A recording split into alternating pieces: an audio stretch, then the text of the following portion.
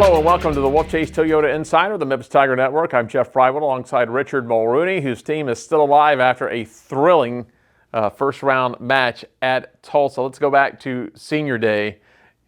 You were needing a little help just for seeding purposes. Unfortunately, you guys took care of business against UAB, but you got absolutely no help around the league, so you ended up as the 5 seed. Absolutely, yeah. Now, I mean, going into that game, you can control what you can control. Obviously, went in, took care of business versus UAB, which was a tough game. Like I said, they played us hard. They were already out of it at that time, but they didn't. It's not like they rolled over and just let us win.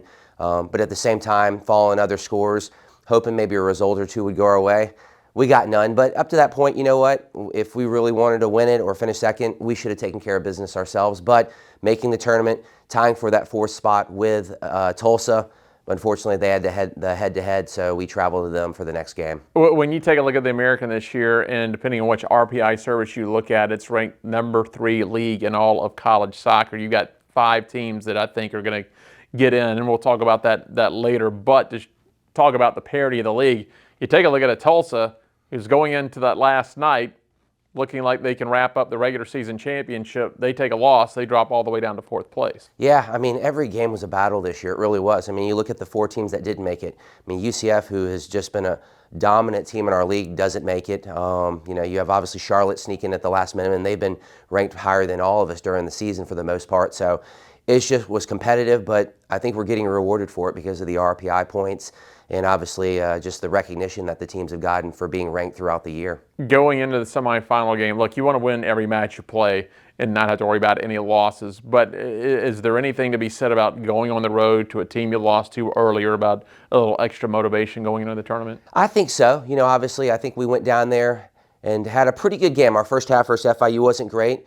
Flipped it around, and then it just turned into one of those exciting college soccer games. And unfortunately, we were on the wrong end of it. They were able to celebrate, and credit to them. They're the ones that saw it out. But just like maybe with the Tulsa game, you know, we lost going there. We're able to flip that around in the quarterfinals, going to FIU. We're familiar with them. I've already played there, have the second game on Thursday night.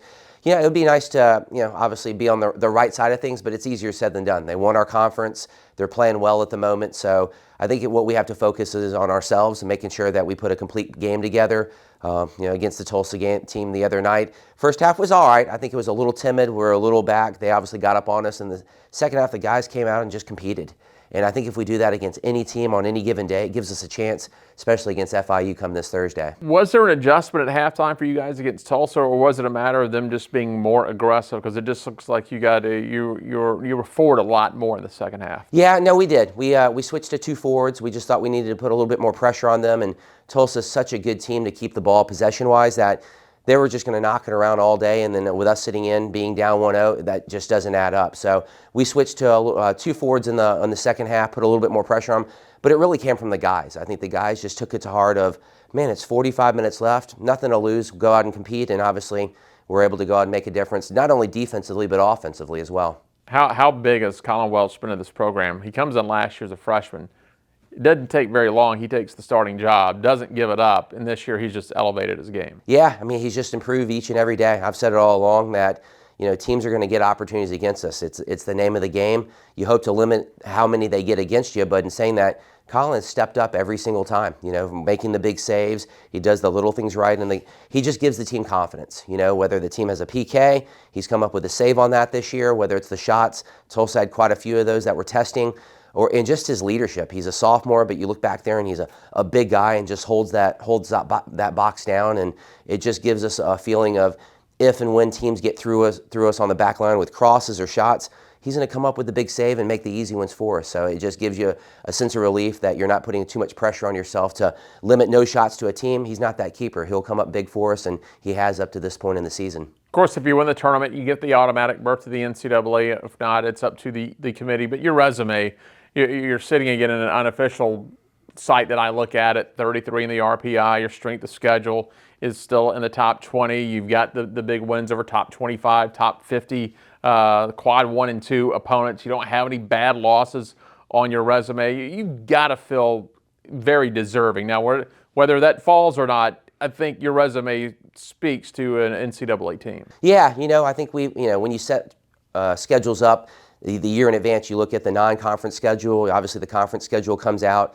So you want to give your team a chance, and the guys have stepped up to it. Have had some great wins, and the ties this year. You look at the records. A lot of teams, some teams have 7 or 8 ties, some have 1 or 2. We've got 4, so it could have gone in our way. That saved maybe a couple losses, but at the same time, those are some games that we could have won as well. So we've done a good job of making sure that we didn't drop any games that we shouldn't have. And at the end of the day, yeah, it's put us in a good spot. I think our focus going into this, we want a championship. It's been a while since this program's gotten one. I think the guys have worked hard enough for it. But in the back of our mind, knowing that, yes, to possibly get an NCAA bid and at large, it's a nice feeling, but I think the guys want to taste a little championship, and FIU's the next one on the list. How has practice been? What's the mood been at practice since you got back from Tulsa? Because you mentioned you're going to go down there playing for a championship, but that was a huge win to at least get yourself in position for some postseason play. Yeah, I think the guys, it gave us a sense of relief. Tulsa's had our number for a couple years, and they're a team that's going to get an at-large bid too. No doubt about it. But to go in there, a team that's just had our number on a field that, quite frankly, last year in the semis against UCF, we didn't perform well on.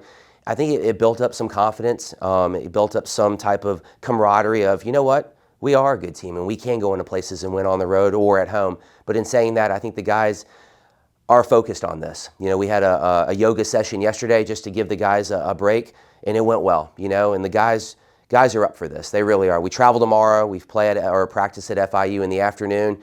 At this point of the season, everybody's banged up, everybody's cut up and beat up, but it's the excitement of playing in a semifinal in our conference with 3 other teams that are more than deserving to be there, but we are too, and we want to prove that. All right, Coach, best of luck. Appreciate it. That is Richard Mulrooney. I'm Jeff Brightwell with the Wolfchase Toyota Insider on the Memphis Tiger Network.